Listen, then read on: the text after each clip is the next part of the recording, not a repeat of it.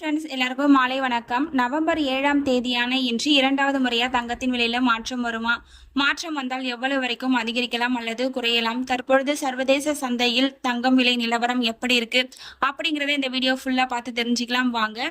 இரண்டாவது முறையா அப்டேட் பண்றதுக்கு ஒரு 50% தான் சான்சஸ் இருக்கு. 2:30 மணி நிலவரப்படி பார்க்கும் பொழுது சர்வதேச சந்தையில் தங்கத்தின் விலையில ஒரு சின்ன ஏற்றம் இருந்துட்டு இருக்குங்க. இந்த ஏற்றம் இருக்கிறதுனால ஒரு கிராமுக்கு பாத்தீங்க அப்படின்னா 20 ரூபாயிலிருந்து 60 ரூபாய் வரைக்கும் அதிகரிப்பதற்கான வாய்ப்புகள் தாங்க தற்பொழுது இருந்துட்டு இருக்கு.